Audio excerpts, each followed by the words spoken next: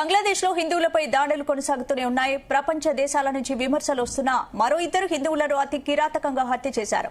బంగ్లాలో రాజకీయ పరిణామాలు వేగంగా మారుతున్నాయి. 17 ఏళ్లుగా లండన్ లో ఉంటున్న nationalist party chairman Tarique Rahman sudden గా ఢాకాలో అడుగుపెట్టారు. తారిక్ ఎంట్రీతో ప్రస్తుత అధ్యక్షుడు యూనుస్ రాజీనామా చేస్తారనే ప్రచారం సాగుతోంది.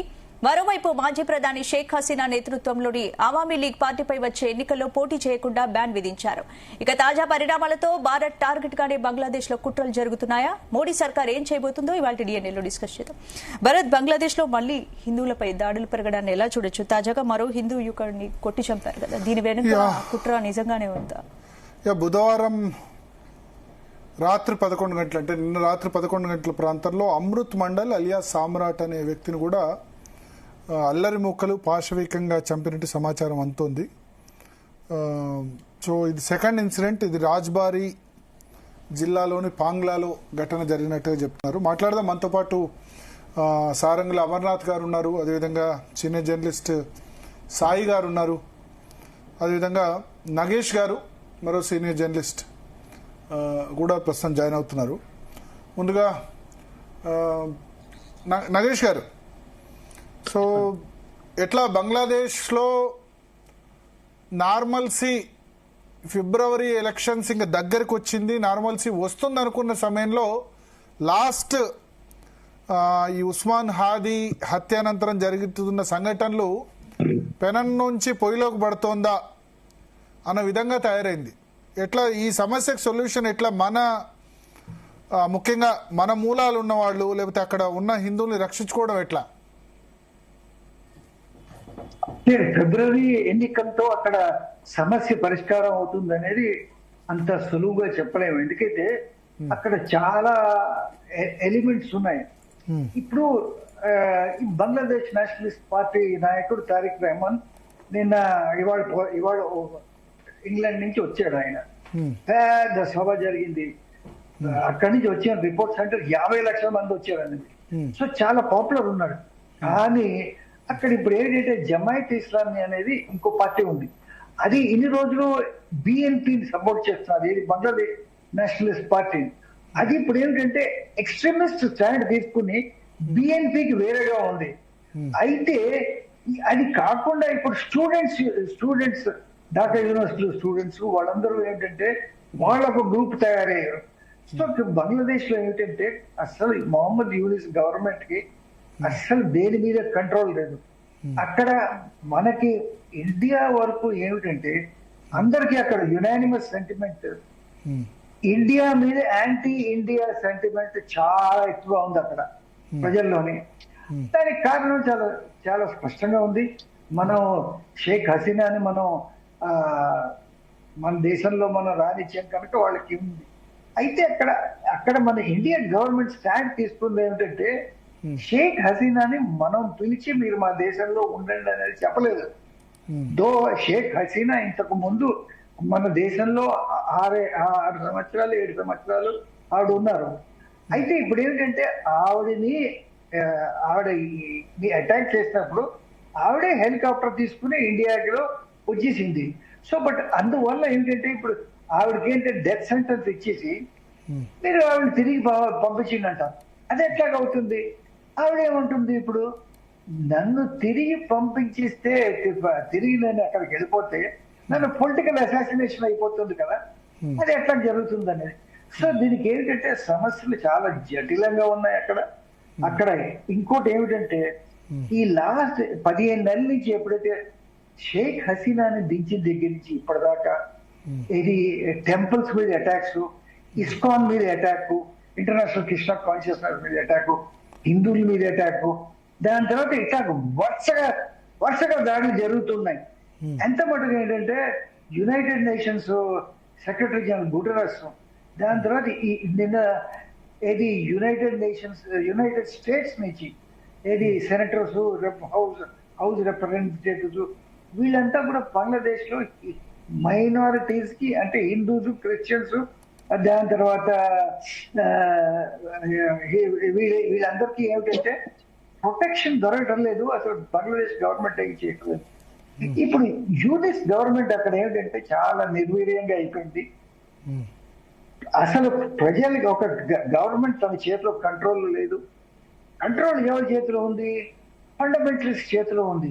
సో దాంతో అంతా గందరగోళంగా అయిపోయింది. ఇప్పుడు మనకి ఏమిటంటే హోపు, ఇప్పుడు తారిక్ రెహమాన్ ఏమిటంటే ఈయన వచ్చిన తర్వాత కొంచెం ప్రో ఇండియా ఉంటాడేమో అనేది మన హోప్ చేస్తున్నాం. బట్ ఆ హోప్ ఏమిటంటే ఇండియాకి ఇంతకు ముందు వీళ్ళ తండ్రికి జియాউর రెహమాన్ కి, దాని తర్వాత తల్లికి ఖలీదా జియాకి పెద్ద సత్సంబంధాలు ఏం లేవు. బట్ ఏంటంటే అతను ఒకటి ప్రామిస్ చేశాడు, I will bring a democracy back to Bangladesh అనేది. సో దానివల్ల మనకి ఏంటంటే కొంచెం రే ఆఫ్ హోప్ ఉంది, ఇండియాకి బంగ్లాదేశ్కి సంబంధాలు ఉంటాయేమో అని. కానీ దీనికి ఇంకా చాలా ఉన్నాయి. ఎందుకంటే దీనికి 2 ఫ్యాక్టర్స్ ఉన్నాయి. ఒకటేమో పాకిస్తాన్ ఫ్యాక్టర్, ఒకటేమో చైనా ఫ్యాక్టర్. మొహమ్మద్ యూనిస్ ఏం చేశాడంటే బంగ్లాదేశ్ ని పాకిస్తాన్ స్టూజ్గా తయారు చేశాడు. ఇప్పుడు ఐఎస్ఐ ఏంటంటే ఏకంగా ఢాకాలో ఆఫీసులు పెట్టేసింది. ఎక్కడ పడితే ఎక్కడ ఐఎస్ఐ నడుపుతున్నారు. దాని తర్వాత ఇప్పుడు ఏమిటంటే పాకిస్తాన్ బంగ్లాదేశ్ కి వెపన్స్ ఇస్తామంటున్నది, ప్లేన్స్ ఇస్తామంటున్నది, షిప్స్ ఇస్తామంటున్నది. సో ఇది ఎవరికి వ్యతిరేకంగా వాడతారు? ఇది ఇండియాకి వ్యతిరేకంగానే కదా. పాకిస్తాన్కి ఏంటంటే ఈస్టర్న్ ఫ్రంట్ లోని ఒక కొత్త ఫ్లాంక్ ఓపెన్ చేయాలని వాళ్ళ ఉద్దేశం. సో ఇది దాని తర్వాత ఇంకో చాలా ముఖ్యమైన విషయం మనం దానికి చేయాలంటే ఇప్పుడు చైనా ఉంది. ఇది బంగ్లాదేశ్ డెవలప్మెంట్ చాలా సిగ్నిఫికెంట్. ఎందుకంటే చైనా ఇప్పుడు ఏం చేసింది, వాళ్ళు అనౌన్స్ చేశారు మేము 15-16 దేశాల్లో మన మిలిటరీ బేసెస్ పెడుతున్నామని. వేరే దేశాలు పక్కన పెడితే ఈ దేశాల లిస్ట్ లో ఏముంది? బంగ్లాదేశ్ ఉంది, శ్రీలంక ఉంది, పాకిస్తాన్ ఉంది. ఇన్ని దేశాల్లో ఈ చుట్టూరా మన చుట్టుముట్టేస్తున్నారు మనకి. సో బంగ్లాదేశ్ తో మనకి సత్సంబంధాలు లేకపోతే బంగ్లాదేశ్ ఇదే దారిలో పోతుంటే చాలా చాలా కష్టం. ఇప్పుడు Begum Khaleda Zia party, Bangladesh national party గనక రాబోయే ఎన్నికల్లో గెలిస్తే, రెహమాన్ గనక మళ్ళీ బంగ్లాదేశ్ అధినేత బాధ్యతలు గనక తీసుకుంటే సంబంధాలు ఇంప్రూవ్ అవుతాయా ఇప్పుడున్న దానికంటే? ఎప్పుడు కూడా ట్రెడిషనల్ గా వాళ్ళు యాంటీ ఇండియానే కదా. ట్రెడిషనల్ గా యాంటీ ఇండియావే వాళ్ళు. బట్ ఇతను ఏమిటంటే ఈ లాస్ట్ 1 year లో ఇతను పెద్దగా ఏమి యాంటీ ఇండియా మాట్లాడలేదు. అది యాంటీ ఇండియా ఒకటి, 2 యాంటీ అవామీ లీగ్, యాంటీ ఏది షేక్ హసీనా. బట్ ఏమిటంటే ఇతను ఒక డెమోక్రసీ మెయింటైన్ చేస్తాడని. అంతకన్నా ఏమన్నాడంటే మేము చైనాతో, పాకిస్తాన్ తోటి, ఇండియా తోటి, చైనా పేరు ఎత్తలేదు, మేము ఈక్విడిస్టెంట్ గా ఉంటాం అనేది అని చెప్పాడు. సో ఇప్పుడు ఈక్విడిస్టెంట్ గా లేదు. ఇప్పుడు యూనిస్ ప్రభుత్వం వాళ్ళు ఏంటంటే ప్రో పాకిస్తాన్ ఉన్నారు, యాంటీ ఇండియా ఉన్నారు. సో అందుకు హోప్ వచ్చింది అనమాట, ఇది ఈక్విడిస్టెంట్ గా ఉంటాం అనేది దాంతో. Okay okay. సో అమర్నాథ్ గారు, సో కేంద్ర ప్రభుత్వం ఇప్పుడు సరే గతంలో సిఏ తీసుకొచ్చింది, సిటిజన్షిప్ అమెండ్మెంట్ యాక్ట్. అది 2014లోపు వచ్చే పౌరులకు వర్తిస్తుంది సిఏ. సో ఇప్పుడు తాజా సంక్షోభంతో రావాలనుకునే వాళ్ళకి ఎవరైనా, ఎందుకంటే అక్కడ హిందువులు చాలా మంది సఫర్ అవుతున్నారు కాబట్టి వాళ్ళకైనా ప్రొవిజన్ కల్పించవచ్చు కదా, వాళ్ళని ఆహ్వానించవచ్చు కదా. ఎందుకంటే 1.3 కోట్ల మంది హిందువులు ఇంకా ఉన్నారు బంగ్లాదేశ్ లో. భరత్ గారు, మొదట మీకు అట్లాగే మన ప్యానల్ మిత్రులకు అందరికి నమస్కారం అండి. మీరు అడిగిన ఫస్ట్ ప్రశ్నకు ఒకటే లైన్ లో సమాధానం చెప్పాలంటే, the intent of the law అంటే సిఏ అమెండ్మెంట్ జరిగినప్పుడు the intent was very clear. Any persecuted Hindus or otherwise any other minorities in those countries can come to India. ఇప్పుడు అది ఎగ్జాక్ట్లీ December 31st, 2014 అమెండ్ చేసి 2024 చేయవచ్చా లేదా అనేది it's a matter of decision. But intent was very clear. అక్కడ పర్సెక్యూట్ అయిన Hindus కావచ్చు, Christians కావచ్చు, బుద్ధిస్ట్ కావచ్చు, జైన్స్ కావచ్చు, వాళ్ళు ఇండియాకి రావచ్చు అన్నది. So let us come back to our original discussion. ఇక్కడ పాయింట్ ఏంటంటే 2024లో ఎప్పుడైతే స్టూడెంట్ పేరు మీద, అంటే ఒక స్టూడెంట్స్ యాంటీ, ఒక రిఫార్మిస్ట్ స్టూడెంట్, ఒక యాక్టివిజం లో భాగంగా ఏర్పడ్డ ఒక మత ఛాందసవాదుల యొక్క గుంపు, అంటే ఒక మాబ్ ఈ రోజు బంగ్లాదేశ్ ను ఒక హాస్టైల్ కంట్రీగా మార్చి ఒక దేశం మీద పెత్తనం చెలాయిస్తున్నది. అటువంటి వ్యక్తులు హిందువులను ఊచకొత్తకొస్తున్నారు. గత సంవత్సరంన్నర కాలంగా దాదాపు 2184 ఇన్సిడెంట్స్ జరిగినాయి. నేను చెప్తున్న మాట కాదు ఇది. UNHRC, యునైటెడ్ నేషన్స్ ఏదైతే హ్యూమన్ రైట్స్ కమిషన్ ఉన్నదో వాళ్ళు చెప్తున్న మాట. ఇందాక మిత్రులు కూడా చెప్తున్నారు, నాగేష్ గారు, గుటెరస్ గారు, అనేక మంది వరల్డ్ లీడర్స్, ఇంటర్నేషనల్ లీడర్స్, అంటే ఆస్ట్రేలియన్ ఎంపీ కావచ్చు, కెనడియన్ ఎంపీ కావచ్చు, అట్లాగే ఈవెన్ UN జనరల్ సెక్రటరీ కావచ్చు, ఇట్లా అనేక మంది అక్కడి హిందువుల గురించి, అక్కడ ఉన్న మైనారిటీస్ గురించి వాళ్ళు అక్కడ అటాక్స్ ను కండెమ్ చేస్తున్నారు. ఎందుకు ఒక పర్టికులర్ సెక్షన్ ఎందుకు టార్గెట్ చేస్తున్నారు? వాళ్ళు ఏం అచీవ్ చేయబోతున్నారు? ఇది జిహాద్ కాకుండా ఇది ఇంకేమన్నా అంటే, can you define it any other thing? ఇది ఓన్లీ ప్యూర్లీ జిహాద్. మీరు హిందువులను చంపుతారు, హిందువులను తగలబెడతారు, హిందూ టెంపుల్స్ ను తగలబెడతారు, హిందూ టెంపుల్స్ ను ప్రతిరోజు every single day Hindu temples మీద అటాక్స్ జరుగుతున్నాయి భరత్ గారు. అంటే వాట్ ఈస్ దట్? బంగ్లాదేశ్ ను మీరు మార్చుకోవాలంటే, బంగ్లాదేశ్ లో ఎంప్లాయ్మెంట్ జనరేట్ చేయాలంటే, బంగ్లాదేశ్ లో యూత్ కి ఎంప్లాయ్మెంట్ కావాలంటే, అక్కడ అసలు వాళ్ళు స్టూడెంట్స్ సార్, వాళ్ళు ఏ మదర్సాలో చదువుకున్నారు సార్? వాళ్ళ స్టూడెంట్స్ అని అనొచ్చా? ఆ బాంబులు పట్టుకొని, కత్తులు పట్టుకొని హిందువుల మీద దాడి చేసే వాళ్ళు స్టూడెంట్స్ ఎట్లా అవుతారండి? ఆ స్టూడెంట్స్, వాడు నిన్న ఒకడు కమ్రాన్ సయీద్ ఉస్మాని అంట, వాడు ఇండియానే బెదిరిస్తున్నాడు. వాడు ఒక్కసారి ఇటు వస్తే తెలుస్తుంది వాడి సంగతి. వాడి అంటే ఎట్లాంటి ఒక విచిత్రమైన పరిస్థితులలో మన ఇటు పక్కనేమో పాకిస్తాన్ ఒక హాస్టైల్ కంట్రీ, ఇటు పక్కనేమో బంగ్లాదేశ్ హాస్టైల్ కంట్రీ. దురదృష్టం ఏంటంటే, మన దేశంలో ఉన్న అద్భుతమైన నాయకులు ఎవరైతే కాంగ్రెస్ పార్టీ నాయకులు ఉన్నారో, leader of opposition Rahul Gandhi గారు మాట్లాడారు, వాళ్ళ మదర్ సోనియా గాంధీ గారు మాట్లాడారు, మల్లికార్జున గారు మాట్లాడారు. అసలు ఎవరు కూడా హిందువుల దాడుల గురించి అసలు మాట్లాడరు. వాళ్ళు చుప్చాప్. ప్రియాంక గాంధీ ట్వీట్ చేశారు. అదే సార్, మన దౌర్భాగ్యం అదే. ఇప్పుడు అక్కడెక్కడ పాలస్తీనాలో ఒకడెవడో ముస్లిమ్స్ పైన దాడి చేయగానే వెంటనే బ్యాగులు పట్టుకొని, డ్రెస్సులు వేసుకొని, క్యాపులు పట్టుకొని తిరిగే ప్రియాంక గాంధీ గారు గత 8 రోజులుగా దీపు చంద్రదాస్ అనే వ్యక్తిని కేవలం అతను హిందూ అయినందుకు, కేవలం అదొక్కటే కారణం, అది తప్పితే వేరే కారణం లేని ఒక హిందూ పాపం పని చేసుకునే ఒక వర్కర్ ను రోడ్డు పైన దారుణంగా చంపితే ఆ విజువల్స్ చూసి కళ్ళు చెమరుస్తున్నాయి మనకే, ఎక్కడో ఇంత దూరం ఉన్న వ్యక్తులకు. అలాంటి ఆవిడ గాని లేకుంటే వాళ్ళ పార్టీలో, అంటే I'm very ashamed to say that ఇటువంటి పార్టీ మన భారతదేశంలో ఆపోజిషన్ లో ఉన్నందుకు నేను చాలా సిగ్గుపడుతున్నా.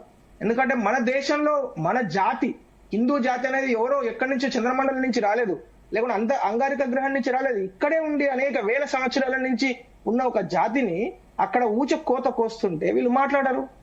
వీళ్ళు కనీసం దాని గురించి కనీసం గవర్నమెంట్ ప్రశ్నించండి. ఇంకో ఎంపీ ఉంటాడు అజయ్ కుమార్ అని, కాంగ్రెస్ ఎంపీ, ఆయన ఈ రోజు మాట్లాడుతూ ఏమంటాడు, హిందూ ఎక్స్ట్రీమిస్టులు పనికిరారు, ముస్లిం ఎక్స్ట్రీమిస్టులు పనికిరాదంట. అసలు హిందూ ఎక్స్ట్రీమిజం ఎక్కడ వచ్చిందండి? ఇక్కడ ఏం మాట్లాడుతున్నారు సార్? మనం ఎవరిని చూస్తున్నాం? ఎంత అన్యాయం అనిపిస్తున్నది. ఇటువంటి లీడర్లా వీళ్ళు ఎంపీలు అయ్యి వీళ్ళందరూ అక్కడ పార్లమెంట్ లో మాట్లాడుతున్నారా? ఆ మానసిక ఉండాలి. అసలు మనం ఎట్లా ఓట్లు వేస్తున్నాం వీళ్ళకు? ఇక్కడ 2 పాయింట్లు భరత్ గారు. నెంబర్ 1 ఈజ్, వెంటనే బంగ్లాదేశ్ లో ఇలాగ మిత్రులు కూడా చెప్తున్నారు కదా, తారిక్ రెహమాన్ ఏదైతే వచ్చారో, తారిక్ రెహమాన్ చెప్పిన ఈ రోజు ద వే, అంటే ఆయన చెప్పిన మాటలు కావచ్చు, లేకుంటే ఆయన ఈ కంట్రీని ఏ విధంగా తీసుకెళ్లారనే ఆ డైరెక్షన్ నిజంగా ఆ డైరెక్షన్ లో వెళ్తుందా లేదా అనేది మనం వేచి చూడాలి. బట్ మన దేశ ప్రజలను, మన జాతిని మనం కాపాడుకునే ప్రయత్నం అయితే ఖచ్చితంగా వెంటనే ఆరంభించాలి. అంటే ఆరంభించింది ఆల్రెడీ. ఏం చేశారు ఇప్పటి వరకు?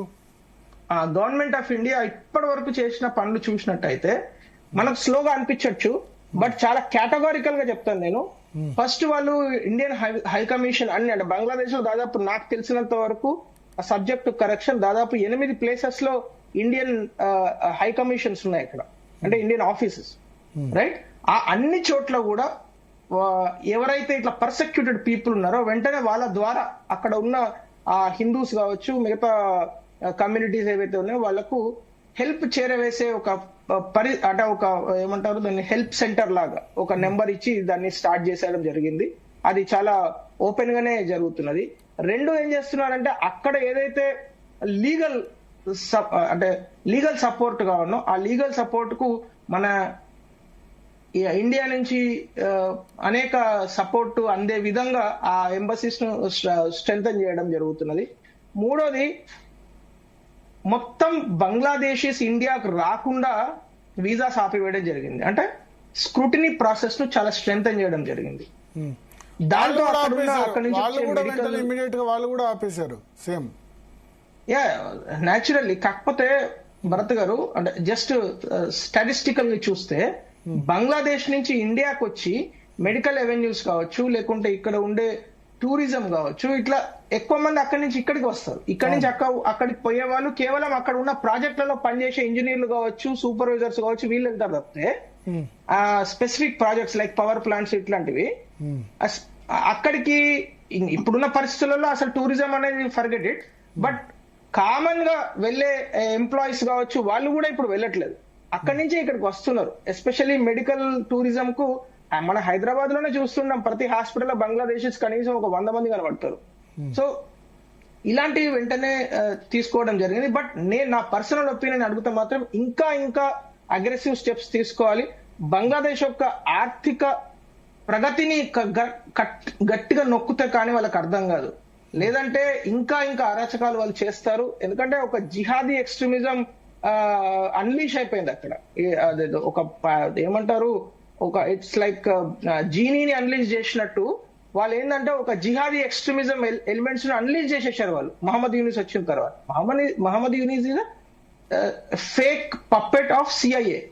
అతను అమెరికా సంబంధించిన బంగ్లాదేశ్ లో ఎయిర్ ఫోర్స్ అకాడమీ పెడతారా, లేకుంటే అమెరికా తీసుకొచ్చి డైరెక్ట్ ఎయిర్ బేస్ పెడుతుందా బంగ్లాదేశ్ లో, ఇవన్నిటికి అనుకూలంగా ఉండేందుకు మాత్రమే బంగ్లాదేశ్ లో అతన్ని పప్పెట్ గా పంపించడం జరిగింది. తప్పితే అతను నయా పైసాకు పనికిరాడు, ఏ డిసిజన్ అతను తీసుకోడు. డిసిజన్స్ అన్ని ఆ సిఐఏలో ఉన్న పెంటగాన్ లో జరుగుతాయి, ఈయన కేవలం సంతకాలు పెడతాడు. ఇప్పుడు చూడండి, even according to Pakistan or Bangladeshi law ప్రకారం కూడా defence deals only elected governments చేయాలి. కానీ he's ready to do it, he's about to go head with a deal with Pakistan now. అది ఎంత అన్యాయం అంటే, వాళ్ళ లా ప్రకారం చూసినా కూడా it is against the law. సరే, అది వాళ్ళ ఇంటర్నేషనల్ కోర్టులో చూసుకుంటారు. బట్ నా కంక్లూజన్ ఏంటంటే, వెంటనే భారత ప్రభుత్వము ఖచ్చితంగా దీనిపైన ఇంకా అగ్రెసివ్, ఆల్రెడీ చేస్తున్నారు, ఇంకొంచెం అగ్రెసివ్ స్టెప్స్ కూడా తీసుకోవాలని నేను అంటే నా పర్సనల్ ఒపీనియన్. అట్లాగే మన దేశంలో ఉన్న కాంగ్రెస్ పార్టీ కావచ్చు, even BRS party, even any party, అంటే ఒక పొలిటికల్ పార్టీగా హిందువుల పైన పక్క దేశంలో ఊచకోత జరుగుతూ ఉంటే నేను మాట్లాడను. పవన్ కళ్యాణ్ గారు మాట్లాడుతున్నారు, భారతీయ జనతా పార్టీ నాయకులు మాట్లాడుతున్నారు, మీరెందుకు మాట్లాడారండి? మీరు హిందువులు కదా? ఇక్కడ ఓట్ల గురించా పంచాయతీ? అరే, మన తమ్ములను, అన్నలను, అక్కచెల్లి చెల్లెలను అక్కడ చంపుతూ ఉంటే మీరు మాట్లాడకుండా ఏదేదో గొప్ప సెక్యులర్ భావనలు మీరు చూపిస్తూ ఎక్స్ప్రెషన్స్ చేస్తూ ఉంటే ఎంత తప్పండి అది? So this is very wrong. So ఖచ్చితంగా we have to be very, మనం సాలిడారిటీ చూపించాలి. అవసరమైతే గవర్నమెంట్ సలహాలు ఇవ్వండి, మీ యొక్క అనుభవాన్ని రంగరించి. కేంద్ర ప్రభుత్వానికి ఇట్లాంటి డీల్ చేశారు ఇప్పుడు, అనేక సంవత్సరాల నుంచి వాళ్ళు అధికారంలో ఉన్నారు కదా. సో ఈ విధమైన సలహాలు ఇవ్వండి. పార్లమెంట్ లో స్పెషల్ సెషన్ పెట్టమని అడగండి. వీటికి పనికిరారు పార్లమెంట్ లో సెషన్ పెట్టమని. దేనికి పనికొస్తుంది పార్లమెంట్ లో స్పెషల్ పనికొస్తుందంటే ఓట్ చోరని, ఇంకోటి ఫేక్ నెరేటివ్స్ బిల్డ్ చేయడానికి మాత్రం పార్లమెంట్ లో టైం కావాలి. హిందువుల పైన ఊచకోత కోసినా, లేకుంటే బంగ్లాదేశ్ లో మైనారిటీలను అత్యంత దారుణంగా కన్సిడర్ చేసినా, లేకుంటే బంగ్లాదేశ్ లో ఒక సంవత్సర కాలంలో వేల సంఖ్యలో హిందూ టెంపుల్స్ పైన దాడులు చేసినా మాకు మాత్రం పార్లమెంట్ లో ఎటువంటి చర్చ అవసరం లేదు, ఏమీ అవసరం లేదు. మేము ఎక్కడ దొంగలు అక్కడే గప్చుప్ అన్నట్టు చెప్పలేక మాట్లాడకుండా ఉంటాం. సో ఇది మాత్రం, ఈ పద్ధతి మాత్రం మారాలని కోరుకుంటున్నాను. సాయి గారు ఏంటి సార్ సొల్యూషన్ ఏంటి ఇప్పుడు? బేసిక్ గా ఇక్కడ ఒకటే, మనం ఎన్ని మాట్లాడుకున్నా బంగ్లాదేశ్ అనే దాన్ని మనం మార్చి మనకు అనుకూలంగా మార్చుకోవడం అనేది ఇంపాసిబుల్. భవిష్యత్తులో కూడా సాధ్యం కాదు. కనీసం 10-15 ఏళ్ళు పడుతుంది. అది కూడా మళ్ళీ అక్కడ ఉన్నటువంటి ప్రభుత్వాన్ని కూల్చేసి మనం వెళ్ళి అటాక్ చేయగలిగేటువంటి సిచ్యువేషన్ ఉంటుంది అంటే ఉండదు. ఇక్కడ మెయిన్ పాయింట్ ఏంటంటే, ప్రధానమైనటువంటి మనం అబ్జర్వ్ చేయాల్సినటువంటిది, హిందువులు ప్రపంచ వ్యాప్తంగా ఉన్నటువంటి వాళ్ళు గ్రహించాల్సింది. హిందువుల్ని ఉన్మాదులుగా చూపెడుతున్నారు మన దేశంలో ఉన్నటువంటి వాళ్ళు. కానీ ఏ ముస్లింని నువ్వు మతం మారని ఏ హిందువు అన్నా, లేదా నువ్వు నా దేవుణ్ణి మాత్రమే కొలువు అని చెప్పి ఎవరినన్నా. ఇప్పుడు మనం దీప్ చంద్ర దాస్ గురించి మాట్లాడుతున్నాం. ఇవాళ అమృత్ అని ఇంకొక హిందువులు కూడా చంపేశారు. అక్కడ ఎంత సింపుల్ గా తెలివిగా చేస్తున్నారంటే, పాకిస్తాన్ లో చేసిన పద్ధతిని ఇక్కడ కూడా ఫాలో అవుతున్నారు. ఒక ఇంటిదే ఓ 10 మంది ముస్లిమ్స్ కలిసి అక్కడికి వచ్చేసేసి ఒక హిందూ దగ్గరకు వచ్చి నువ్వు మా దేవుడు గొప్పోడని చెప్పు అంటారు. మీ దేవుడు గొప్పోడే, మీకు నా దేవుడు నాకు గొప్ప అన్నారు అనుకోండి, అది నువ్వు నా దైవానికి ద్రోహం అని బిగిన్ చేస్తారు. అలా ఒక్కసారిగా బాబుగా మీద పడిపోతారు. అక్కడ ఉన్నటువంటి ఫ్యాక్టరీ యాజమాన్యం లేకపోతే ఎవరి దగ్గర ఉద్యోగం చేస్తారో ఆ యాజమాన్యం దగ్గరికి వెళ్ళిపోయి వాళ్ళ మీద రచ్చరచ్చ చేసేస్తారు. వాళ్ళు వెంటనే మన ఉద్యోగులను తీసేసి బయటికి తరిమేస్తారు. బయట ఉన్న పోలీసులు కూడా అదే మతం అదే రకమైనటువంటి పిచ్చతో ఉంటారు. వాళ్లే కదా మొన్న అప్పచెప్పింది అసలు దీప్తాచి, ఇవాళ కూడా అదే జరిగింది.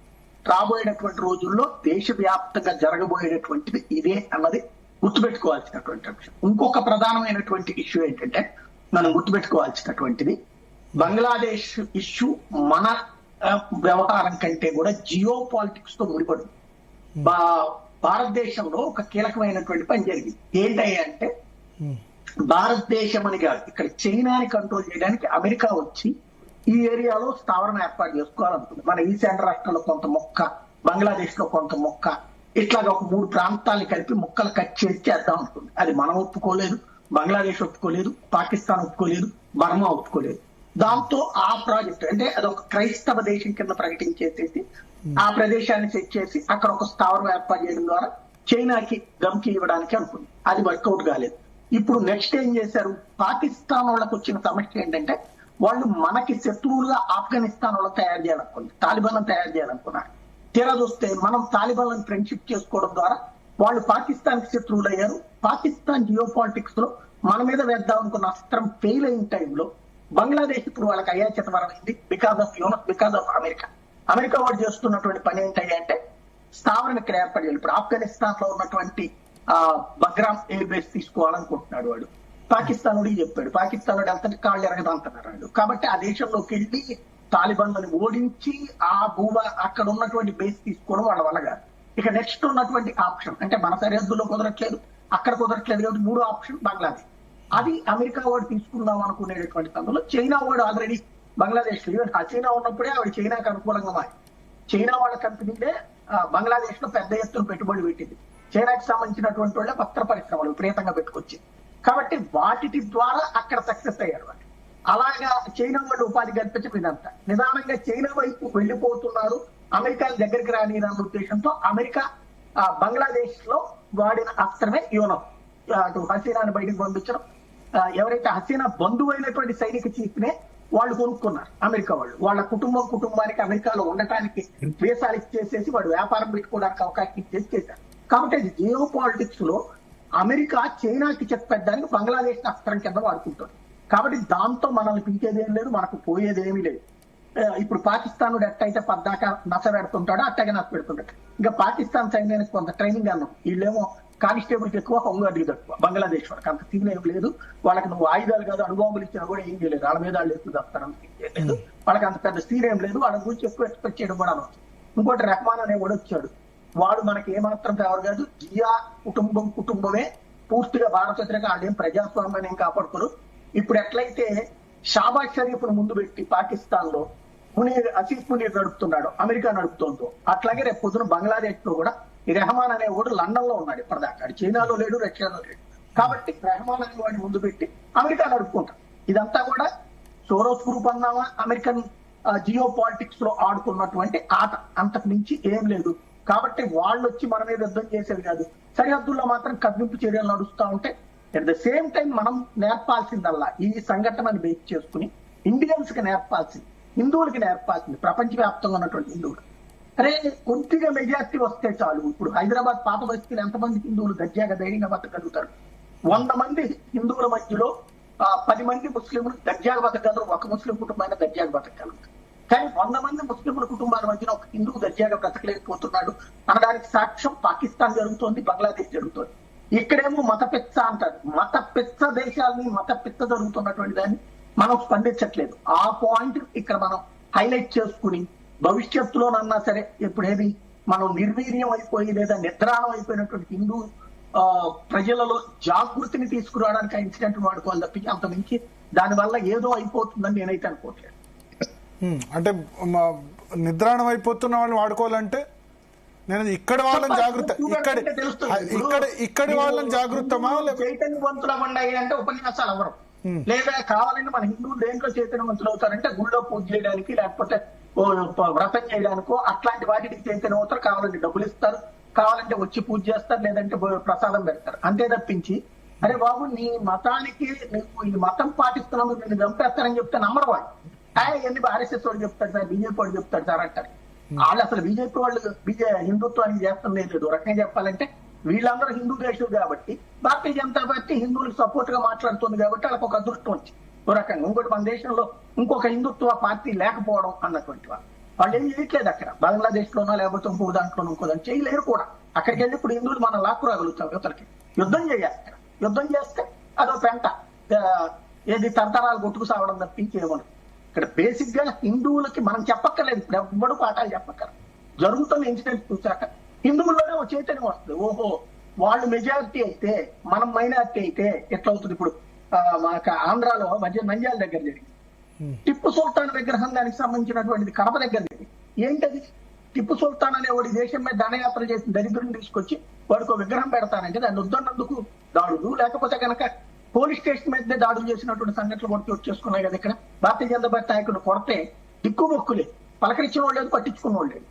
ఇక్కడ మారాల్సిందల్లా మనకి హిందువులు ఇండియాలో మారాల్సింది ఏంటంటే చొక్కా పట్టుకుని నిలదీయాలా ఇతర పార్టీల నాయకులు. ముస్లింల్ని ప్రేమించండి, అభిమానించండి, క్రైస్తవుని ప్రేమించండి, అభిమానించండి. అప్పీజ్మెంట్ పాలిటిక్స్ అంటే ఎట్లా తయారవుతుందంటే నువ్వు వాళ్ళని అభిమానించడం అంటే హిందువుని ద్వేషించడం, హిందువుని దూషించడం. అక్కడ జరిగిందని మాట్లాడకపోవడం, జరిగిందని స్పందించకపోవడం. నువ్వు బంగ్లాదేశ్ స్పందించమని చెప్పండి, ఇక్కడ జరుగుతున్నటువంటి వాటి మీద స్పందించండి మీరు. కనీసం అది కూడా స్పందించట్లేదు కదా ఎవరు కూడా.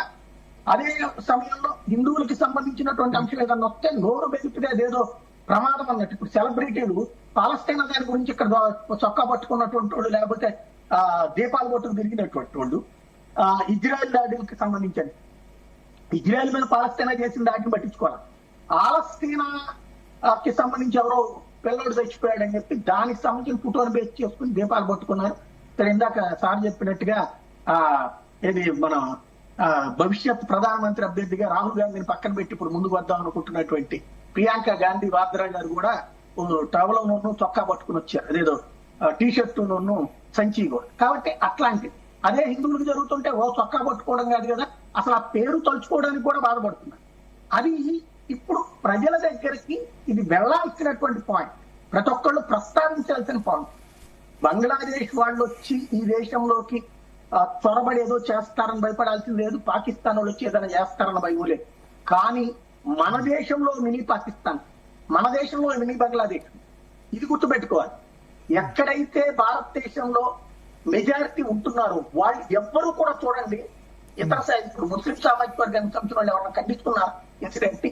పాలస్తీనా గురించి ఖండించారు. ఇక్కడ పాలస్తీనాకి మన దేశానికి ఏం సంబంధం లేదు, మనం ఏం చేయలేదు అక్కడ, లేదా హిందువులు ఏం చేయలేదు, లేదా ఆర్ఎస్ఎస్ ఏం చేయలేదు, దాన్ని ఎవరు ఇక్కడ ఖండించలేదు కదా. ఇక్కడ ఉన్నటువంటి ముస్లింలు ఎవరు దాన్ని ఖండించారు కదా అందరూ కూడా. ఇక్కడ హిందువులకు జరిగిందని ఎవరన్నా ఖండించారు? ఒక్క ముస్లిం నాయకుడు అన్న, ఒక్క ముస్లిం అన్న ఖండిస్తున్నాడా?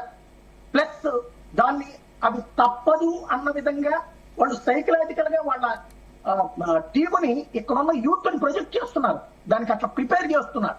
అవన్నీ కరెక్ట్ అన్నటువంటి కోణం.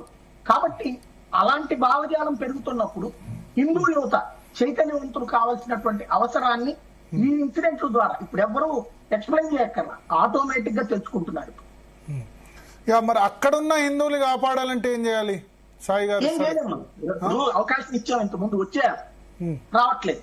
ఇప్పుడు హసీనా ఉన్నప్పుడు కూడా ఏమి హిందువులకు సేఫ్ ఏం కాదు అక్కడ. మనం కాకపోతే ఏంటంటే కేసులు పెట్టేవాళ్ళు, అంత మించి ఏం లేదు. అప్పుడు కూడా రాగలిగిన వాళ్ళు వచ్చేసారు. ఒకటే వెరీ సింపుల్ ఏంటంటే పాకిస్తాన్ ద్వారా విడిపోయిన నాడు ఏముంది, ఆస్తులు అక్కడ ఉండిపోయినాయి, ఆస్తులు వదిలేసుకుని ఇక్కడికి వచ్చి కూలి పని ఏం చేసుకుంటామని ఆగిపోయాడు. ఇప్పుడు ఆగిన హిందువులు కూడా అంతే. ఇప్పుడు ఓవరాల్ గా చూస్తే బంగ్లాదేశ్ మొత్తం మీద కలిపితే 8 నుంచి 10% మంది మాత్రమే హిందువులు ఉన్నారు. అది కూడా ఒక పర్టికులర్ ప్లేసెస్ దగ్గరనే ఉన్నారు. వాళ్ళకి సంబంధించినటువంటి దాంట్లో ఇక్కడికి వచ్చేసిన వాళ్ళు ఉన్నారు చాలా మంది ఈ మధ్య కాలంలో వచ్చేసిన వాళ్ళు.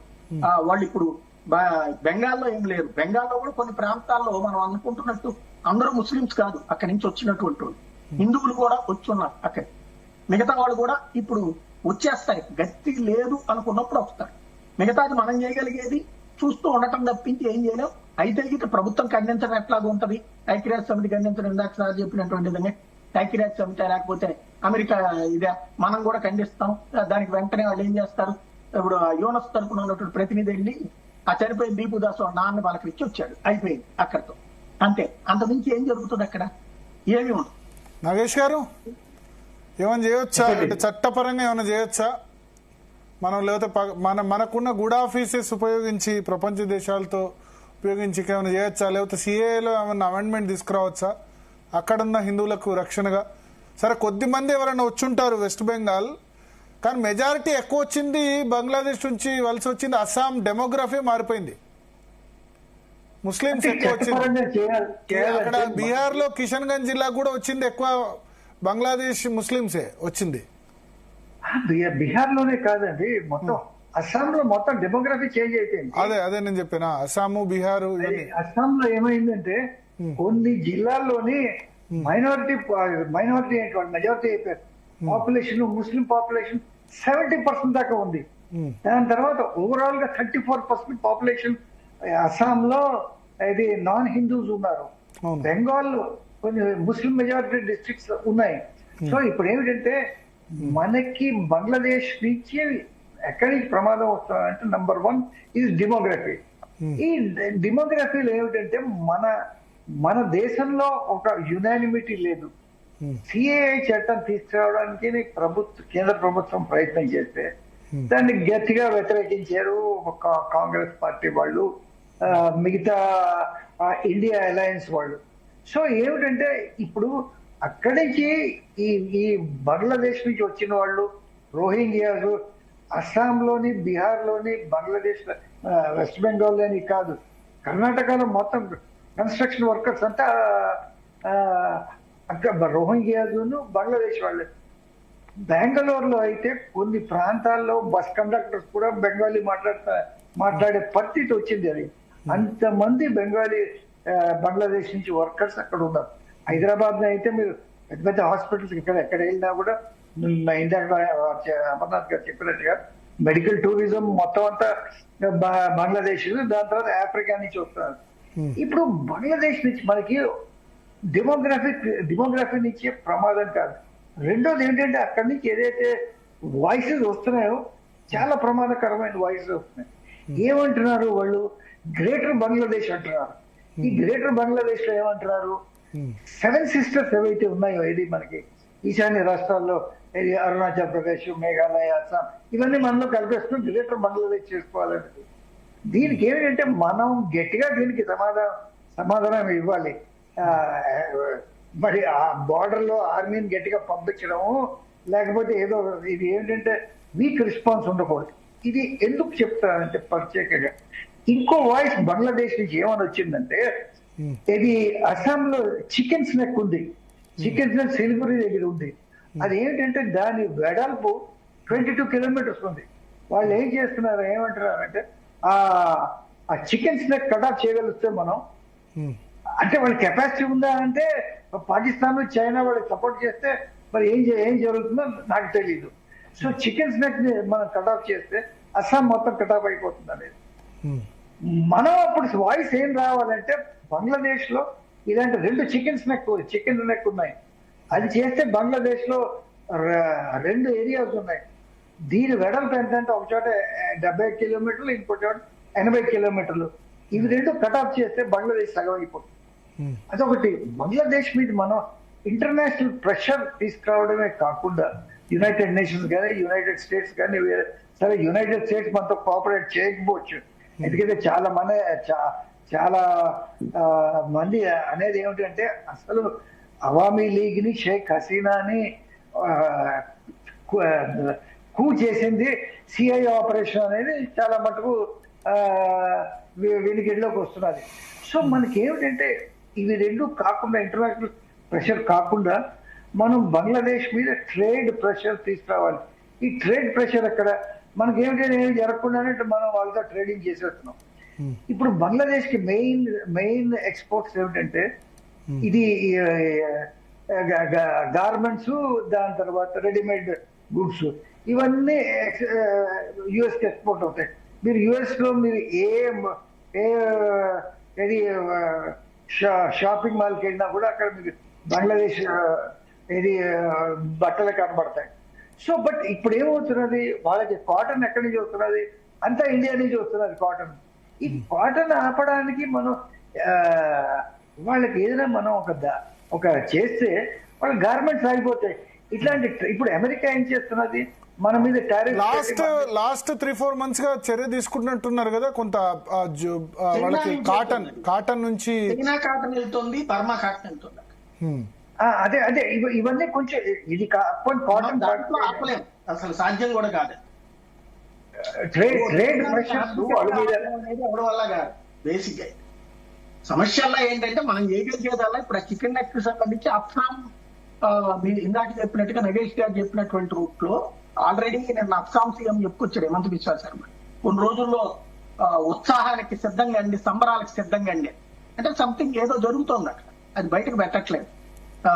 ఆయన చెప్తున్న దాని ప్రకారం ఇప్పుడు నగేష్ గారు చెప్పినట్టు మనం 22 కిలోమీటర్లు చికెన్ నెక్ ఉంటే 200 కిలోమీటర్లు మనం తీసుకుంటానికి ఏదో ప్లాన్ జరుగుతుంది అన్నటువంటిది. ఆ ప్రాంతంలో పబ్లిక్ ని ముందు మోటివేట్ చేసే పని ఏదో చేస్తున్నట్టున్నారు.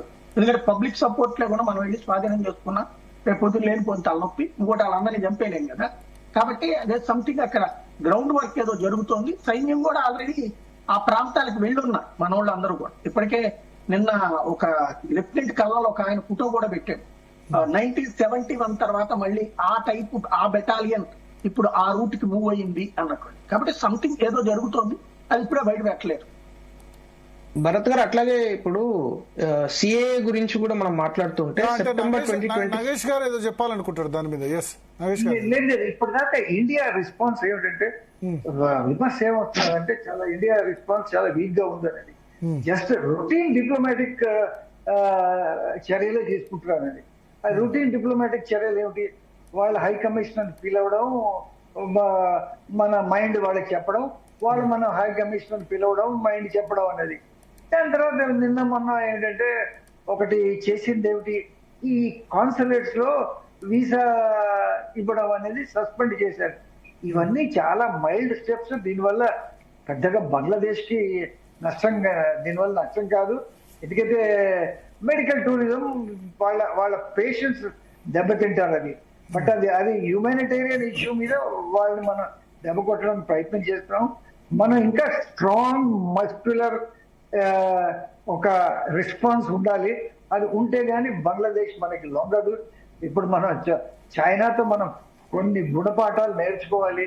ఇప్పుడు చైనా ఏం చేస్తున్నది, అక్కడ తైవాన్ ని, అటుపక్క ఫిలిప్పైన్స్ ని, అటుపక్క వియట్నాం ని, ఇక్కడ అరుణాచల్ ప్రదేశ్ అని, ఇండియాని, అన్ని దేశాలని ఒక ఆట ఆడిస్తున్నది. ఇక్కడ మనం బంగ్లాదేశ్ తో మనం ఏమీ చేయలేకపోతున్నాం. ఏంటి అక్కడ ఈ రోజుకి బంగ్లాదేశ్ లో జరిగింది ఏంటంటే ఎంత మటుకు డెమోగ్రాఫిక్ చేంజెస్ జరిగాయంటే, ఇది బంగ్లాదేశ్ ఈస్ట్ పాకిస్తాన్ ఉన్నప్పుడు 21% హిందూస్ ఉండేవాడు. ఈ రోజు 7%, 8% హిందూస్ ఉన్నారు. అంటే ఏమైంది ఈ హిందూస్ అంతా? వాళ్ళంతా బార్డర్ క్రాస్ చేసి ఇండియాకే వచ్చేసారు, లేకపోతే మత మార్పిడి అయినా జరిగింది, లేకపోతే వేరే విధంగా వాళ్ళని ఏం చేశారు, మార్పడమో చంపడమో ఎక్కువ జరిగినట్టుగా అనిపిస్తుంది. అంటే అంతమందిని చంపడం సాధ్యం కాదనుకోండి. బట్ ఏంటంటే మత మార్పిడి జరుగుతున్నది మరి అక్కడ. అది చాలా కన్వర్షన్ అవుద్ది కదా. ఇక్కడే ఇన్ని కన్వర్షన్స్ అవుతున్నప్పుడు అక్కడ మతాన్ని చంపుతామంటే ఒకళ్ళని చంపితే 100 మంది భయపడతారు. అవును, అది కరెక్ట్. అక్కడ ప్రాసెస్ ఏముంటుందంటే ఒక ప్రాంతంలో వెళ్లి ఒక 400 కుటుంబాలకు ఈ రోజు నుంచి వీళ్ళందరూ ముస్లిమ్స్ అంటే రేపు పొద్దున ఆ బ్లాక్ యూనిట్ లో వాళ్ళందరి పేర్లు మార్చేస్తారు ఒక్క రోజులో. వాళ్ళకు మళ్ళీ ఈ నీళ్లు జల్లుడు తర్వాత ఈ కల్మ అవసరమే లేదు. వాళ్ళు ఒక రోజు వెళ్ళి ఆ మాబ్ అంతా వెళ్ళి ఆ గుంపు అంతా వెళ్ళి అట్లా డిసైడ్ చేస్తారు. మీరు అది అక్కడే కాదు సార్, మీరు దయచేసి అర్థం చేసుకోండి. ఇండియాలో భారతదేశంలో అనేక ప్రాంతాలలో మన భద్రాచలం లాంటి అంటే రాముల వారిని మనం కొలుస్తాం అందరం వెళ్ళి. భద్రాచలంకు కరెక్ట్ కూతవేటు దూరంలో 3 కిలోమీటర్ల దూరంలో బుర్ఖా ఆదివాసీలని అనేక ఊర్లు ముస్లిమ్స్ కింద కన్వర్ట్ అయినాయి. అక్కడ మీకు కొన్ని మండలాలలో బుర్ఖా ఆదివాసీలు అంటారు. అసలు ఆ పేరే మారిపోయింది. అన్ఫార్చునేట్లీ అంటే మన హిందువులకు అదంతా అర్థం కాదు. అంతా మనం మన పక్కన ఉన్న అయ్యప్ప స్వామి దేవాలయానికి వెళ్ళి మొక్కుతాము, అంతవరకు చాలా బాగుందని అనుకుంటాం. అక్కడతోనే ఆగిపోతున్నాం మనం. మన ప్రాంతాలలో, మన తెలంగాణలో, మన ఆంధ్రప్రదేశ్ లో జరిగే కన్వర్షన్స్ కావచ్చు, బెదిరింపు. నేను అనేది ఏదో కన్వర్షన్ వాళ్ళు వాలంటరీగా వెళ్ళి మొత్తం ఊరు మార్చేస్తారు ఒక రోజులో. ఆదివాసీ గుంపు 40-50 ఇండ్లు చిన్న గుంపుల్లాగా ఉంటాయి, అవి గూడాల్లాగా, వాటిని ఒక రోజులో మార్చేస్తారు. ఇంకొకటి ఇందాక మిత్రులు అడుగుతున్నారు కదా, సో సిఏ విషయంలో ఒక చిన్న అమెండ్మెంట్ జరిగింది September 2025 లో. The amendment is to allow Indian అంటే హిందూస్, పర్సెక్యూటెడ్ హిందూస్ కావచ్చు, persecuted minorities up to December 31st, 2024, అంటే ఇప్పుడు మీరు ఇందాక మనం మాట్లాడుకున్నట్టు 2014 నుంచి 2024 December 31st వరకు కట్ ఆఫ్ డేట్ మార్చారు. అది కొంతవరకు సంయమనం, బట్ డెఫినెట్లీ హిందూ సమాజం జాగృతం కావాలి భరత్ గారు. ఎందుకంటే ఇక్కడ మీకు ఒక పక్కన మన జాతి వాళ్ళను పక్క దేశంలో ఊచకోత కోస్తూ ఉంటే, ఇక్కడ ఒక ముఖ్యమంత్రి గారు కాంగ్రెస్ అంటే ముస్లింస్, ముస్లింస్ అంటే కాంగ్రెస్ అంటాడు. ఇంకో ముఖ్యమంత్రి గారు ముఖ్యమంత్రి మన భారతదేశ మాజీ ప్రధాని అసలు ఈ దేశంలో ప్రధానమైన హక్కుదారు ముస్లిం అంటాడు పార్లమెంట్ లో నుంచొని. ఇక మనం ఇంత దారుణంగా ప్రవర్తిస్తూ ఉంటే, వాళ్ళకు ఓట్లు వేసి వాళ్ళని ముఖ్యమంత్రులు, ప్రధానమంత్రులు చేస్తూ ఉంటే, మరి వాడు చంపకుండా ఏం చేస్తాడు సార్? వాడు చంపుతాడు, బతుకున్నగానే కాళ్ళ పెడతాడు, చేతులు కాళ్ళు కట్ చేస్తాడు. అనుభవించండి. సో నేను చాలా బాధతో మాట్లాడుతున్నా. ఎందుకంటే ఒక ఎన్నిక కాబడ్డ ముఖ్యమంత్రి, సెక్యులర్ గా ఉండాల్సిన ముఖ్యమంత్రి, వాళ్ళు చెప్పిన సెక్యులర్ భాషలోనే అలాంటిది వచ్చి ముస్లింస్ అంటే కాంగ్రెస్ అంటే ముస్లింస్ అని పబ్లిక్ గా మైకులు పట్టుకొని మాట్లాడుతూ ఉంటే, లేకుంటే ఇంకో మాజీ ప్రధానమంత్రి మన్మోహన్ సింగ్ గారు పార్లమెంట్ లో నిలబడి ఈ దేశంలో మొట్టమొదటి హక్కు ఎవరికైనా ఉన్నదంటే అది ముస్లింస్ కి అని మాట్లాడుతూ ఉంటే, మరి this is how you will feel. అంటే దాని అవుట్కమే కదా ఇదంతా. మనం ఏం చేయలేము, వీళ్ళకి చేత కాదు అనే ప్రవర్తన వచ్చింది అందు గురించే కదా. సో దయచేసి ఇప్పటికైనా, ఈ రోజుకైనా మేల్కొని ఒక యునైటెడ్ ఫోర్స్ లాగా ఏర్పడకుండా మనం ఏమీ సాధించలేం. ఏదో ఒక గవర్నమెంట్ మీద ఆధారపడమో, లేకుంటే ఒక నాయకుడు మాటల మీద ఆధారపడమో చేస్తే ఈ సమాజము ఇట్లాగే ఇబ్బందులు పడుతూనే ఉంటాయి. మన అన్నదమ్ములను, అక్క చెల్లెలను వాళ్ళు వేధిస్తూనే ఉంటారు, ఊచకోతలు జరుగుతూనే ఉంటాయి. మన ఇంట్లో మనం పెరగన్నందుకు పడుకుంటాం. సో ఇది కాకుండా వేరే విధంగా ఆలోచించే రోజులు వచ్చినాయి. దయచేసి యునైటెడ్ కావాల్సిన అక్కర ఉన్నది. సాలిడారిటీ చూపించాలి. అవసరమైతే అక్కడ ఉండే ఇందాక మీరు ఒక మంచి మాట అన్నారు, ఏది లీగల్ హెల్ప్, ఏ విధంగా వాళ్ళని లీగల్ గా మనం కాపాడాలి. ఎందుకంటే there are international courts, there are organisations which are working there. So ఇవన్నిటిని స్ట్రెంథన్ చేయాల్సిన అక్కర ఉన్నది. ఎందుకంటే వాళ్ళందరినీ ఇప్పుడు 8-10% మందిని సడన్ గా భారతదేశం డోర్లు భారతదేశంలో మనం తీసుకొచ్చి చేయడం కూడా సాధ్యం కాదు. ఎందుకంటే వాళ్ళు ఆంధ్రప్రదేశ్ కో, తెలంగాణకో, తమిళనాడుకో రారు. వాళ్ళు రాగానే ఫస్ట్ బీహార్కి వస్తారు, రాగానే ఫస్ట్ బెంగాల్కి వస్తారు. It is a burden on those states. It is not possible. అంతే కదా, వాళ్ళని డైరెక్ట్ తీసుకొచ్చి మీరు విమానంలో తీసుకొచ్చి ఇక్కడ పెట్టలేరు కదా. సో ఆ బార్డర్ ఓపెన్ చేయాలి. బార్డర్ చేయగానే అదంతా తీసుకొచ్చి ఆ బార్డర్ లో బ్లాక్ అయిపోతుంది. So that's not going to work. So దేశ విభజన సమయంలో రకరకాల చోట్ల డిస్ప్లే చేశారు. ఇప్పుడు ఢిల్లీలో లాజ్పత్ నగర్ లో చాలా మంది సిక్కులకు ఆశ్రయం ఇచ్చారు. మన దగ్గర సిర్పూర్ కాగజ్ నగర్ లో చాలా మంది బెంగాలీస్ ఉంటారు. బహుశా వాళ్ళు బంగ్లాదేశ్ నుంచి వచ్చిన వాళ్ళే. సో ఈ 130 కోట్ల జనాభా ఉంది భారతదేశంలో. ఇంకొక 1.3 కోట్ల మంది పెద్ద భారం గారు. ఆల్రెడీ బంగ్లాదేశీలు నాకు తెలిసి 3 కోట్ల మంది 4 కోట్ల మంది ఇల్లీగల్ గా ఉంటున్నారు. సో 1.3 crores అంటే 1% ఆఫ్ ది పాపులేషన్. అన్ని రాష్ట్రాలకు నేను అన్న పాయింట్ అది కాదు. అంటే వాళ్ళు వివిధ స్టేట్స్ లో డిస్ట్రిబ్యూట్ అయితే ప్రాబ్లం లేదు. ఎస్, అందరూ రారు. బట్ వచ్చిన వాళ్ళు వెల్కమ్ అంటే తప్పే ఉంది. వచ్చిన వాళ్ళు వెల్కమ్ రండి. అందు గురించే కదా అమెండ్మెంట్ తీసుకొచ్చారు కదా. అవును, వాళ్ళకు రైట్ రాయల్ వేలో తీసుకురావడానికి అమెండ్మెంట్ తీసుకొచ్చింది. కానీ అది 2014 లోపల వచ్చి ఆల్రెడీ ఉన్న వాళ్ళకి. Not 14. There is amendment in CAA amendment act లో ఇంకొక అమెండ్మెంట్ తీసుకొచ్చి September 2025 లో 2024 వరకు 2024 December 31st, you can check the facts, I have just checked it. 2024 December 31st వరకు అలౌ చేస్తున్నారు. ఓకే, అయితే దాన్ని ఇంకా ఫర్దర్ గా ఎక్స్టెండ్ చేయమని December 2025 వరకు ఎక్స్టెండ్ చేయమని వాళ్ళు అడుగుతున్నారు. బట్ 2024 December 31st వరకు it is allowed now. The cut off is extended. But point is అదే, ఇప్పుడు సిఏఏ ఒక టూల్, దాంతో పాటు మిగతా టూల్స్ ను కూడా మనం ఎక్సర్సైజ్ చేయాల్సిన అక్కర ఉన్నది. లీగల్ సపోర్ట్ ఇవ్వాల్సిన అక్కర ఉన్నది. అక్కడ ఉన్న హిందూ ఏదైతే సపోర్ట్ బేసెస్ ఉన్నాయో వాటంటిని స్ట్రెంథన్ చేయాల్సిన అక్కర ఉంది. More than everything, Himanta Biswa Sharma గారు చెప్పినట్టు బంగ్లాదేశ్ కూడా భయపడాలి. ఎందుకంటే బంగ్లాదేశ్ ఈ రోజు దే ఆర్ ఎంజాయింగ్ ఇన్సులేటెడ్. అంటే వాళ్ళు ఏమనుకుంటున్నారు, భారతదేశం మా మీద దండయాత్ర చేయదు, భారతదేశం మమ్మల్ని డివైడ్ చేయలేదు, మాకు పాకిస్తాన్ సపోర్ట్ ఉంది, లేకుంటే అమెరికా సపోర్ట్ ఉంది, ఈ విధంగా వాళ్ళకు ఒక ఫాల్స్ కాన్ఫిడెన్స్ లో బతుకుతున్నారు వాళ్ళు. బట్ డెఫినెట్లీ వాళ్ళను కూడా ఒక భయపడబెట్టాల్సిన అక్కర ఉన్నది. ఆ భయం వాళ్ళకి అర్థమైతేనే, ఎందుకంటే 1971 లో వాళ్ళు ఎంత మూర్ఖులు చూడండి. పాకిస్తాన్ వాళ్ళు దాదాపు 35-37 లక్షల మంది బంగ్లాదేశీయులను ఊచకోత కోస్తే ఆ పాకిస్తాన్ ను ఆ ఊచకోతను ఆపి అప్పుడు బంగ్లాదేశ్ అనే ఒక దేశాన్ని క్రియేట్ చేసి వాళ్ళని కాపాడితే, ఆ పాముకు పాలు పోసి ఆ పాము మననే కాటేసినట్టు ఇప్పుడు బంగ్లాదేశ్ అనే దేశం కృతజ్ఞత లేని వాళ్ళు. ఎగ్జాక్ట్లీ.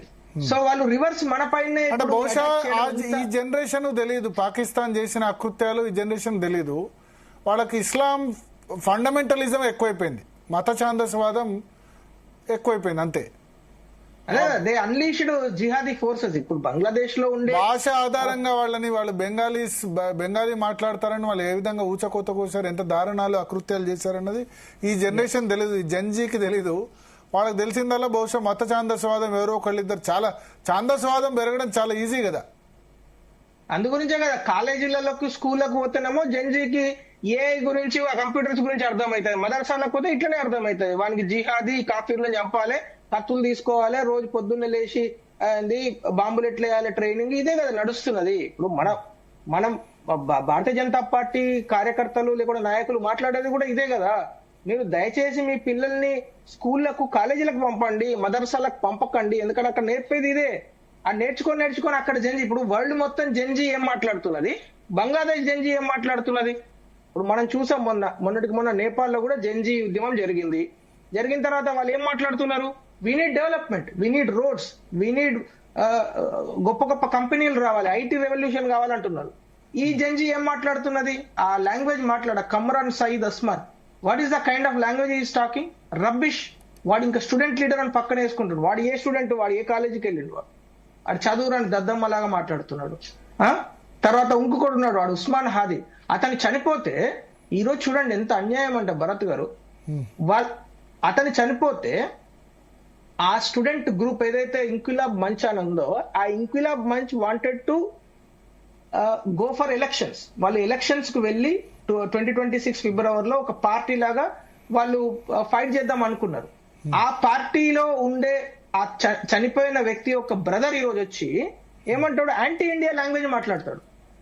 అసలు ద పర్పస్ ఆ పార్టీ పెట్టడానికి కారణం ఏంది, బంగ్లాదేశ్ లో ఉండే స్టూడెంట్స్ ని యునైట్ చేసి బంగ్లాదేశ్ లో ఎలక్షన్స్ ఫైట్ చేసి, సరే అక్కడ ఉన్న గవర్నమెంట్ ఫామ్ చేద్దామని ఒక ఇంకిలాబ్ మంచ్ అని పెడితే, దానికి సంబంధించిన వాళ్ళ బ్రదర్ వచ్చి టోటల్ యాంటీ ఇండియా లాంగ్వేజ్ మాట్లాడతారు.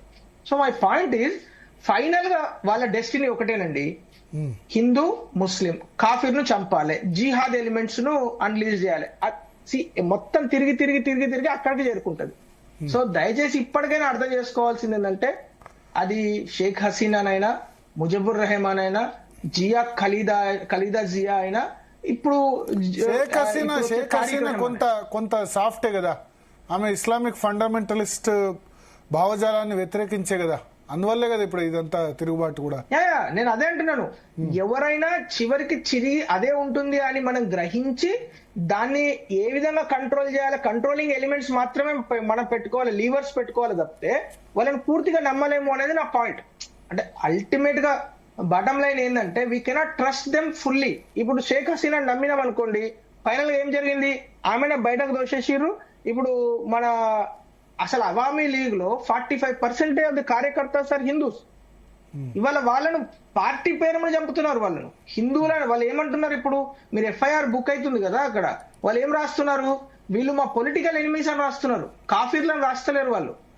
ఇప్పుడు ఈ రోజు ఆ సమ్రాట్ ఎవరైతే అమృత్ మండల్ ని చంపిన చూస్తే వాళ్ళు ఏం నిరూపించడానికి ప్రయత్నం చేస్తున్నారు, అతను ఒక పొలిటికల్ యాక్టివిస్ట్, అతను ఒక రౌడీ షీటరు, అతని పైన కేసెస్ ఉన్నాయి, మర్డర్ కేసెస్ ఉన్నాయి, ఇవన్నీ చెప్తున్నారు తప్పితే అతని హిందూ కాబట్టి చంపాము అని ఎక్కడ వాళ్ళు చెప్పుకుంటలేరు. కొంతమంది చెప్తున్నారు, బట్ మేజర్ గా వాళ్ళు చెప్పేది, గవర్నమెంట్ చెప్పేది అది కాదు, ఆ లాంగ్వేజ్ కాదు. సో వాళ్ళు ఏంది అవామీ లీగ్ కు సపోర్ట్ చేశారు వీళ్ళందరూ అని హిందూస్ పైన దాడి చేస్తారు. మరి అదే అవామీ లీగ్ కు సపోర్ట్ చేసిన ముస్లింస్ పైన, ముస్లిం కుటుంబాల పైన ఎందుకు దాడులు చేస్తలేరు? ఇది ఒక క్వశ్చనే కదా. ఇప్పుడు అవామీ లీగ్ ఇస్ వాళ్ళు అక్కడ ప్రొహిబిట్ చేసిన, బ్యాన్ చేసిన ఒక పొలిటికల్ అవుట్ఫిట్. బ్యాన్ చేసిన పొలిటికల్ అవుట్ఫిట్ లో హిందూస్ ఉన్నారు, ముస్లింస్ ఉన్నారు. మరి ఒక్క ముస్లిం ఇంటికి గాని, ఒక్క మాస్క్ కు గాని మరి ఎందుకు వెళ్ళలేదు వీళ్ళు ఈ మాబు? ఈ క్వశ్చన్ అయితే హిందూస్ అందరు అడుక్కోవాలి కదా. నగేష్ గారు, నగేష్ గారు, ఇప్పుడు ఒక ముస్లిం కూడా దాడి చేయలేదు. గత 1.5 years నుంచి ఓన్లీ హిందూస్ మీద టార్గెట్ చేసి దాడి చేస్తున్నారు కదా. మరి ఇది కూడా మనం గ్రహించాలి కదా. ఇక్కడ ఉన్న సెలబ్రిటీస్, కాంగ్రెస్ కార్యకర్తలు, కాంగ్రెస్ ఎంపీలు, రాహుల్ గాంధీ ఫ్యామిలీ వీళ్ళందరూ గ్రహించాలి మరి అది కూడా. సో దయచేసి ఇప్పుడు వీళ్ళని నిద్ర లేపాల్సిన పని ఉన్నది మనకు. అక్కడ ఉన్న హిందూస్ ను కాపాడడంతో పాటు అక్కడ మనం కాపాడలేం కాబట్టి అట్లీస్ట్ ఇక్కడ ఉన్న హిందువులు మేల్కుంటే ఇక్కడ అటువంటి ఆకృత్యాలు జరగకుండా కాపాడుకోవచ్చు చివరికి. నగేష్ గారు, సో ఇప్పుడు ఈ జంజీలో ఏమైనా మార్పు వచ్చే అవకాశం ఉందా బంగ్లాదేశ్ జంజీలో? ఇప్పుడు ఎందుకంటే షేక్ హసీనా ఉన్నంత వరకు సరే ఎట్లా ఉందో తెలియదు, కానీ 1 year గా అయితే బంగ్లాదేశ్ పూర్తిగా ఎకానమీ డెమాలిష్ అయింది. సో ఒక 3-4 సంవత్సరాల తర్వాత రిగ్రెట్ రాదా? ఆమె మీద సింపతి రాదా? కష్టం అండి, ఆవిడ మీద ఇంకా సింపతి రావడం అనేది కష్టం. ఎందుకంటే ఈ అక్కడ బంగ్లాదేశ్ లో ఆమె హయాంలోనే ఎకానమీ ఒక విధంగా ఒక దశలో అన్నారు మన బంగ్లాదేశ్ జీడిపి లేదా పర్ క్యాపిటల్ ఇన్కమ్ మనం దాటేసింది, ఇండియాను దాటేసింది అన్నారు. కానీ లాస్ట్ 1-2 years లో మళ్ళీ సిచ్యువేషన్ రివర్స్ అయింది కదా. టెక్స్టైల్ రంగం పూర్తిగా కుప్పకూలిపోయింది కదా. సో ఎకానమీ దెబ్బతింటే 2-3 సంవత్సరాల తర్వాత రిగ్రెట్, తినడానికి తిండి లేకపోతే అల్టిమేట్ గా ఈమె నయం కదా అని అనుకునే సిచ్యువేషన్ రాదా? ఇప్పుడు ఫస్ట్ థింగ్ ఏంటంటే మీరు అడిగిన దానికి జెన్జీకి 2 విషయాలండి. జెన్జీకి ఏమిటంటే ఏది 60 ఏళ్ల కింద ఏం జరిగిందో వాళ్ళకి ఐడియా లేదు, ఏది 71 యుద్ధంలో. రెండోది ఏమిటంటే వాళ్ళకి అక్కడ ఇప్పటికీ చాలా మంది ఏమంటున్నారంటే మేమే యుద్ధం చేసి పాకిస్తాన్ మీద గెలిచాం, ఇండియన్ ఆర్మీ నిన్న బర్ఖా దట్ ప్రోగ్రామ్ ఒకటి చూస్తున్నాను, దాంట్లో బంగ్లాదేశ్ వాదిస్తున్నాడు ఏమిటంటే మేము గెలిచాం, ఇండియన్ ఆర్మీ దాంట్లో కంట్రిబ్యూషన్ ఏం లేదని. ఇప్పుడు ఏమిటంటే యాక్చువల్ గా పాకిస్తాన్ ఆర్మీ ఎప్పుడైతే 71లో మార్చ్ 71 నుంచి ఎప్పుడైతే డిసెంబర్ దాకా వాళ్ళు బంగ్లాదేశ్ ని ఆక్యుపై చేసుకుని ఉన్నారో అప్పుడు వాళ్ళు ఏంటంటే మెయిన్ గా వాళ్ళ టార్గెట్స్ హిందువులు, ఏది ఊచకోత కోయడం కానీ మానభంగాలు చేయడం కానీ హిందువులే చేశారు. సో వీళ్ళు ఏంటంటే ఈ జెన్జీ కానీ వేరే వాళ్ళు కానీ ఆ అట్రాసిటీస్ కి ఏంటంటే వాళ్ళకి పెద్దగా వాళ్ళకి పట్టింపు లేదు. అందుకు వాళ్ళు అసలు షేక్ ముజీబుర్ రెహమాన్ ఇల్లునే 2 సార్లు తగలు పెట్టేశారంటే. వాళ్ళకి 71లో ఏదైతే లిబరేషన్ జరిగిందో బంగ్లాదేశ్ లిబరేషన్ కానీ ఇది మన ఇండియా కృతజ్ఞత కానీ అసలు వాళ్ళకి లేనే లేదు వాళ్ళకి. అందువల్ల ఇప్పుడు వాళ్ళు ఎకానమీ అనేది ఇప్పుడు ఎలాగో మొత్తం దెబ్బతినేసింది. ఈ జెన్జీ అనేది ఎకానమీ గురించి వరి అవుతుంది అనేది కాదు, కడుపు నిండాలి కదా, కడుపు నిండాలి. వాళ్ళు ఇప్పుడు కడుపు నిండాలని కాదు. ఇప్పుడు ఈ ఫస్ట్ థింగ్ ఏంటంటే ఎవరన్నారు, కార్ల్ మార్క్స్ అన్నాడు religion is the opium of the masses అన్నాడు కదా. సో అట్లాగా రిలీజియస్ ఇప్పుడు ఫస్ట్ ఏంటంటే రిలీజియస్ ఫండమెంటలిజం ముఖ్యం. సో అది దానికి వాళ్ళు కేటర్ చేస్తున్నారు. కానీ కడుపు నిండాలి అనేది వాళ్ళు పెద్దగా కడుపు ఎలా నిండుతుంది. ఇప్పుడు బంగ్లాదేశ్ ఒక టేక్ ఆఫ్ స్టేజ్కి వచ్చేసిందండి. బంగ్లాదేశ్ ఒక టైంలో చాలా బీద దేశం, అలాంటిది ఇప్పుడు ఏంటంటే ఎక్స్పోర్ట్స్ ఇవన్నీ పెరిగి దాని తర్వాత అగ్రికల్చర్ పెరిగి బంగ్లాదేశ్ ఇప్పుడు మరీ హీన పరిస్థితిలో లేదు. వాళ్ళకి ఏంటంటే బెటర్ గా ఉంది. దాని తర్వాత ఇప్పుడు ఏమిటంటే నేను అనుకోవడం వాళ్ళ ఎకానమీ ఒకవేళ స్టెబిలైజ్ అయితే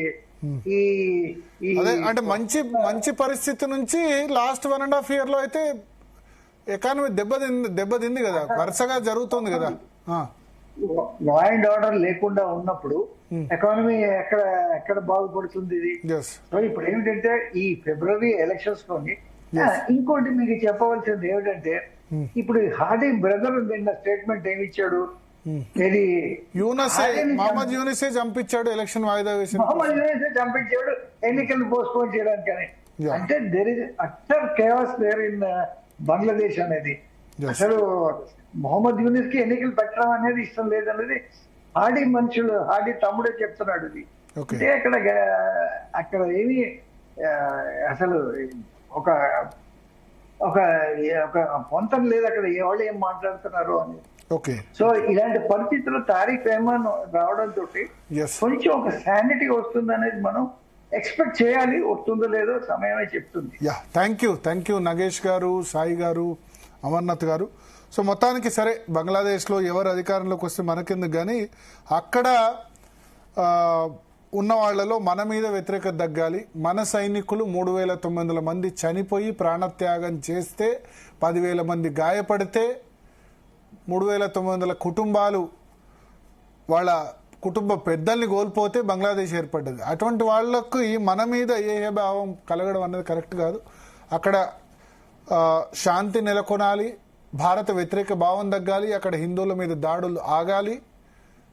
లేకుంటే అక్కడ హిందువుల్ని అక్కడ హిందువులైనా కట్టుబట్టలతో అయినా సరే, ఇక్కడ మతం మారడం కరెక్ట్ కాదు, లేదా వాళ్ళకి భయపడడం కరెక్ట్ కాదు. భారతదేశం 130 కోట్ల మంది ఉన్నారు భారతీయులు, 1.3 కోట్ల మంది మనకు లెక్క కాదు. వాళ్ళు వస్తే సరే, మిగతా వాళ్ళు ఇప్పుడు ఏమంటారు, మిగతా 130 కోట్ల మంది భారతీయులు చాలా మంది మొన్నటి వరకు 20 సంవత్సరాల వరకు దారిద్ర్యక దిగువన చాలా మంది ఉండే. ఇప్పుడు సరే, మన ఎకానమీ పెద్దదైంది, దారిద్ర్యక దిగువ నుంచి కూడా చాలా మంది బయటకు వచ్చిన పరిస్థితి. సో వాళ్ళని మనం సాదుకోవడం పెద్దగా ఇబ్బంది కాదని నా ఒపీనియన్. ఇది వాళ్ళ DNA. Stay tune to Zee Telugu.